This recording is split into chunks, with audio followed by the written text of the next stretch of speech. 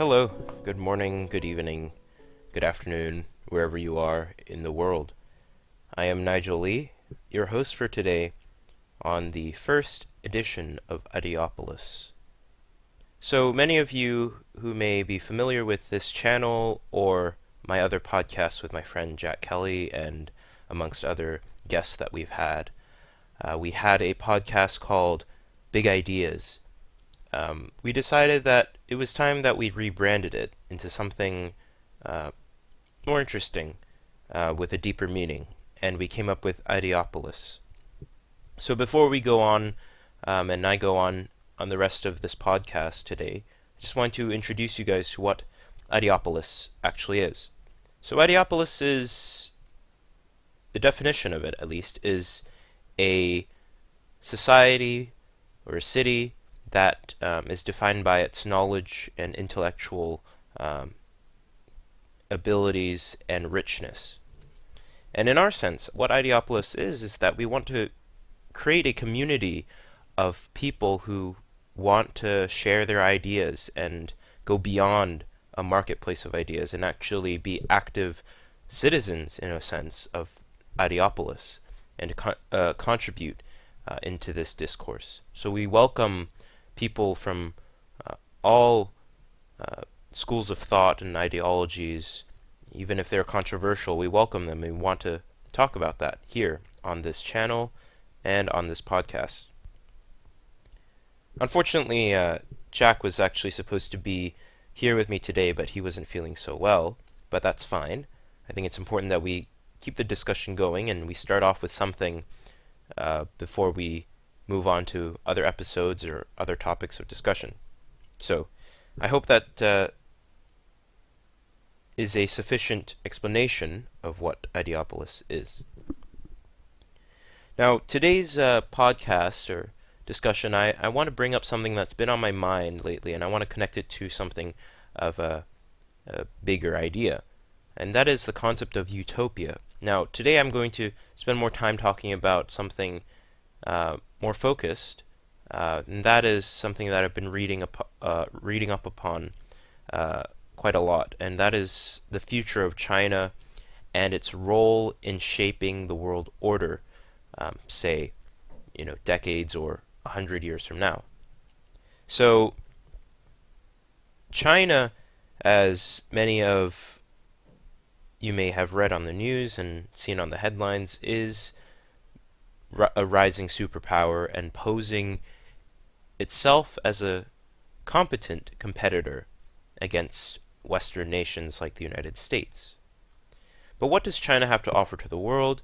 What does its history have to tell us about its role throughout history and in world history? And most importantly, is China beneficial to the development of the future, and what does it offer to all of us? Is it good or bad? Now, I want to open up with a line from this book that I've been reading, The China Fantasy by James Mann, and it was published around 2007. So when it talks about China, it's still in a very not condescending way, but not fully realizing its real potential 10 years down the line, or 12 years down the line now. And the subtitle of this book is Why Capitalism Will Not Bring Democracy to China. Now, I don't disagree with a lot of the things that this writer has. In fact, it's shaped a lot of my views as of right now, but I'll read you this line. The business communities of China and the United States do not harbor these dreams of democracy. Both profit from a Chinese system that permits no political opposition, and for now, at least, both are content with it. Now, this is from chapter 3, titled The Starbucks Fallacy. And so, his whole case here, James Mann, is that trying to bring the free market system into China hasn't democratized the country in any way at all. In fact, it's perhaps only perpetuated further repression within the country, which is absolutely concerning for someone who believes in the fundamental rights of freedom of expression and freedom of speech and the ability and the right for people to oppose their government when they feel it's necessary. Now, the original belief was that bringing in free market system into China, especially during Deng Xiaoping's reforms, would perhaps make people want more out of their government, because now that they have the freedom to choose their own products, to participate in the economy, perhaps they'd want or desire the need to be free citizens in the political sense. But right now what we notice is that the party remains to hold political power and, in fact, economic power, because in China there is no respect for rule of law, and let alone the respect for private property. It is still, in name, a communist country, and in many ways it retains the authoritarian elements of those communist societies that we've studied during the Cold War, and authoritarian societies till this day. But why is this dangerous for the world? Why is a strong China dangerous for the world, and why has America not done enough to democratize China? Well, on one end, people argue that we should not be meddling in countries' affairs. But let's not forget that democracy, at the end of the day, does little to harm a country when people are able to express their grievances and share their views on political matters in their country. In fact, it always pushes a country forward where people can actually have an open exchange of ideas. And that is, at the end of the day, the whole idea of why we created Ideopolis, is to have a free exchange of ideas regardless of what they are, and to be tolerant towards them.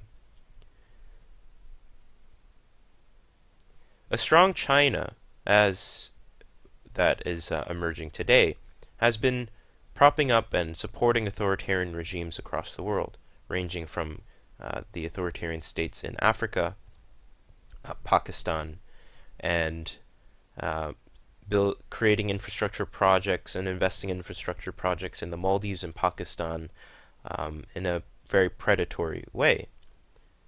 For example, in Sri Lanka, the Chinese assisted in building a naval port, which now the Chinese have reacquisitioned because the Sri Lanka was unable to pay back its loans. And so, in exchange to alleviate its debt, they handed the port to China for 99 years. Very similar, in a sense, to what the British did to China with Hong Kong and the other trade ports that they tried to seize, or at least the other Western powers. Now, this predatory approach that China is taking is concerning for the free world, because it means that China has become attractive for its ability to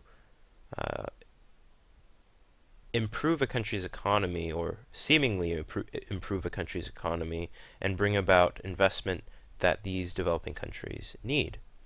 Now, if we take a look at the statistics, China, or at least the developing world, as of around 2010 and or 2001, excuse me, has approximately more than 50% of the GDP. So that's around 60% now, compared to our developing world, developing countries. And in 1960, it was the other way around for the developed countries, so the Western world. They had about 60% of the world's GDP. So this turning of tides is symbolic in the sense that there is a weakening of Western power. And this weakening of Western power should concern those of us who value Western tradition, Western principles, respect for individualism, the right to life and liberty and the pursuit of happiness. Those things that define the West and set the West apart from the Confucian or Eastern societies. But what does this have to do with utopia? What does this have to do with an end which the Chinese may have in mind? I had an interesting conversation with a friend yesterday. I shall not name names, but this individual was quite a proponent for a utopia where there would be no need, no want, and man can finally develop himself to be the true actualization of man. I have some trouble trying to figure out what exactly that means. Of course, this is something that we should explore in future episodes, but in my opinion, utopia is a very hard thing to grasp. As someone who was a utopianist in his younger days, what I never really answered sufficiently was what happens after the utopia? What happens when man does not have to figure out how to survive or innovate in order to make life easier? Would there be a point to living anymore? Is not the human condition a constant struggle for man to actualize himself in a world where he cannot truly and fully actualize himself?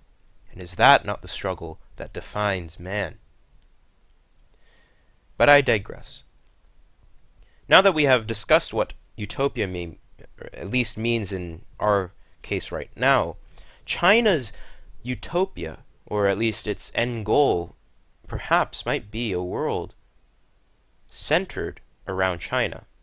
And, of course, China sees itself as the Middle Kingdom, or the Middle Nation, hence its Chinese name, Zhongguo. But what would that world look like? Well, first we can understand a concept which the founder of modern-day China, the father of modern-day China, Dr. Sun Yat-sen, talked a lot about in his writings and theoretical development of his three principles of the people. They were nationalism, democracy, and the welfare of the people's livelihood otherwise. And these three principles were his guiding, were what guided his national revolution to overthrow the Qing dynasty and the development of the Republic of China. And one thing about nationalism, which he talked about in his writings, was this concept of total peace, or in Chinese it's 大同. And this idea of 大同 is quite interesting.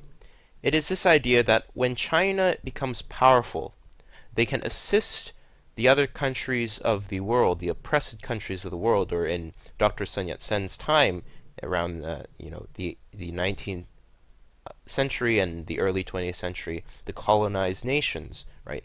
Those of within Africa and India and Southeast Asia.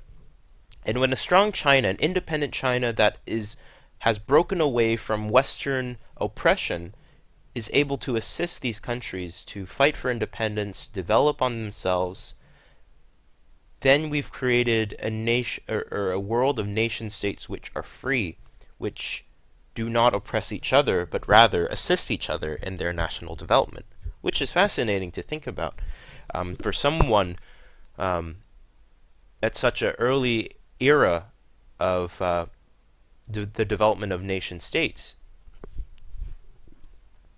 But, of course, Dr. Sun Yat-sen's theories have, in a way, faded with the time since the Republic of China ceased to exist on the mainland.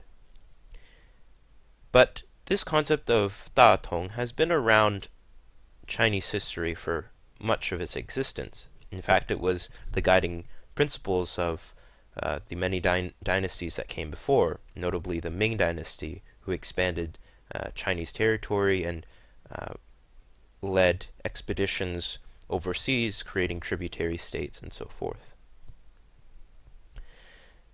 Now, what does the the People's Republic of China have in mind for this concept of greater unity? One can cite the One Belt, One Road initiative and its focus on developing infrastructure around the world and connecting the world to China.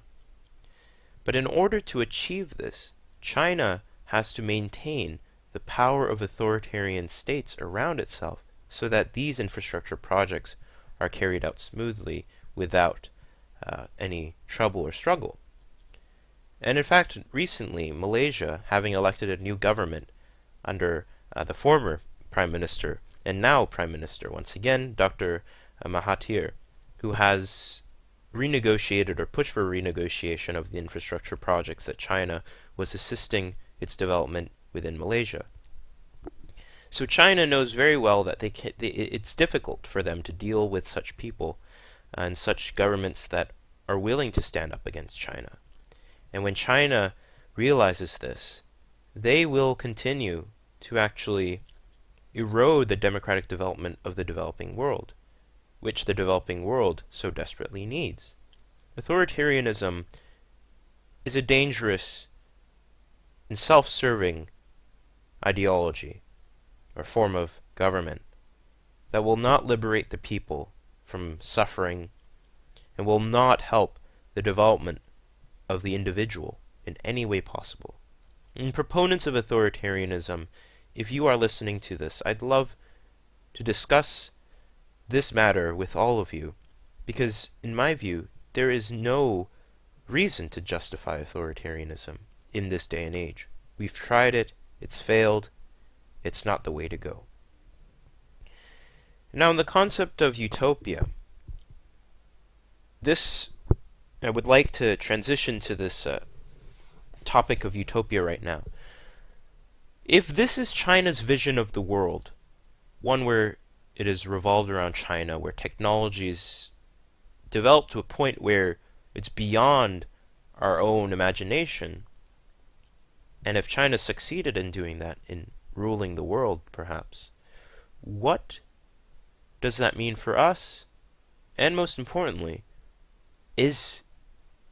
would this utopia be moral? If a utopia was achieved through amoral means, does it make it moral? So this comes to a point where we talk about does the end justify the means? In my view, no, not at all. It does not justify the means.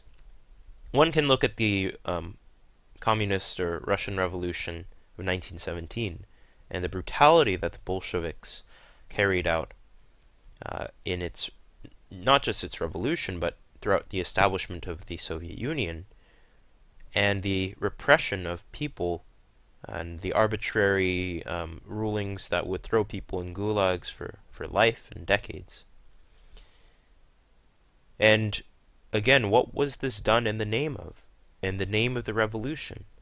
But there comes a time when people start to misuse that and become blinded with this idea that whatever they're doing is for the sake of the revolution, and really, the revolution has lost all meaning. One can talk about 1984, Orwell's 1984, which is something I want to talk about today. If, for those who have read it, the party constantly cites that the sacrifices that man was making, or that the people were making for Oceania, was in the name of the revolution, and sacrificing in the name of the martyrs of the revolution that came before them, that established the party and Oceania. And that's the problem. The fundamental problem with collectivism is that the individual matters not to the state, and the collective is more important than the individual. And that's difficult to accept. It's easy to say that we are stronger together. Indeed, we are in many ways, especially if we're fighting against a common enemy, or trying to create something that the individual themselves cannot create. But when we see collectivism as the only way forward, and that is the only way to actualize man, we fall into a trap that is so difficult to escape. For if collectivism, or at least these collective ideas, were to perpetuate and create a utopia with the intent to liberate the individual, that would never work. The crowd will never, ever let the individual stand up. The crowd will never let the individual be an individual.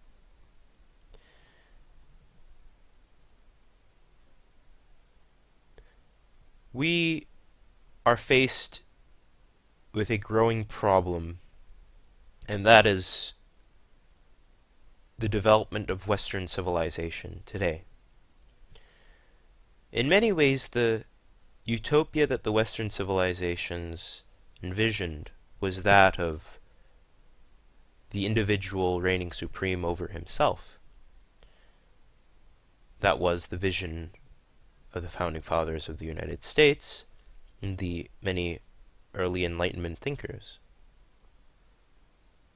But what happens when Western civilization is crumbling? What happens when Western civilization has forgotten what it used to uphold? And now with an emerging civilization, a Chinese Confucian civilization that puts profit and its own interest before the liberation of people across the world. What can we do to counter this rise? One could cite the trade wars. One could talk about that. But beyond that, Western civilization is on very shaky ground. Yes, you have Brexit. Yes, you have unpredictable presidents like Donald Trump. But beyond that, you have a deeper division within Western civilization. A rise of people who aim to subvert and destroy Western values. Those who claim that freedom of speech does not have a place in today's society, when your right to not be offended should be upheld. And that's something that we have to consider deeply. Because the discourse for social justice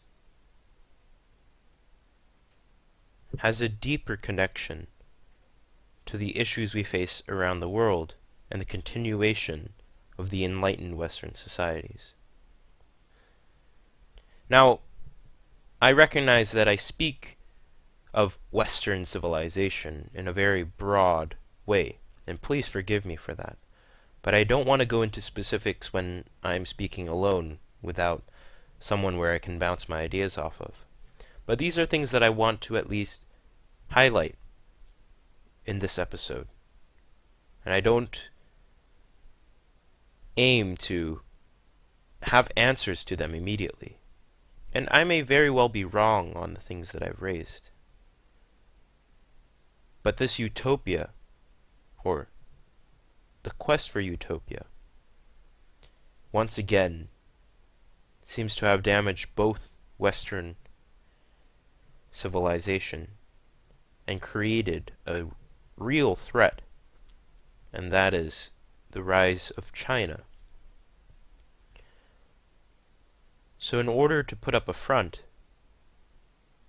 if Western civilization aims to continue to exist for what it is, it needs to figure out what it means to be a Western civilization. And when it does so, then it needs to make sure that the other people of the world are liberated.